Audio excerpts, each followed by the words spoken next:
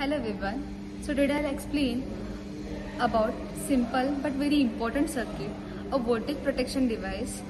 The setup is used to protect electrical equipment from overvoltage, undervoltage and phase failure.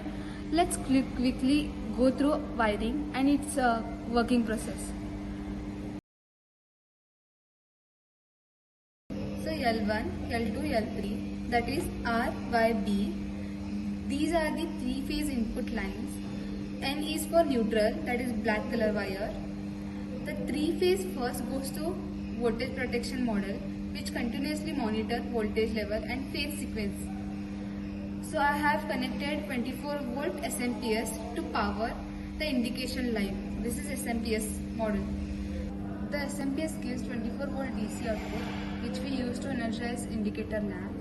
We have used two type of relay 1 and relay 2. Relay 1, NO is of relay 1 is need to connect to A2 terminal of the main contactor coil. When relay 1 is energized, it completes the contactor circuit.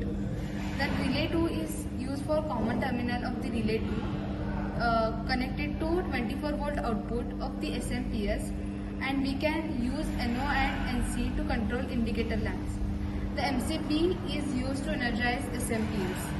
So when all the three phases are healthy, the VPR energizes relay 1. Relay 1 closes its NO contact, which energizes the contactor coil and allows three-phase power to flow to the load. If any phase fails or if voltage goes above or below the safe limit, then VPR de-energizes and relay 1 got immediately. So this immediately opens the contactor and disconnects the load and protects your equipment. So relay 2 can be used for alarm indicators. This makes the system safe and automatic. You don't need to manually switch off anything. When we turn on the power supply of the SMPS and our relay is off, then red indication light will glow. When relay is on, that time green indication light will glow. So for now, our relay is off. That's why we can see red light is on.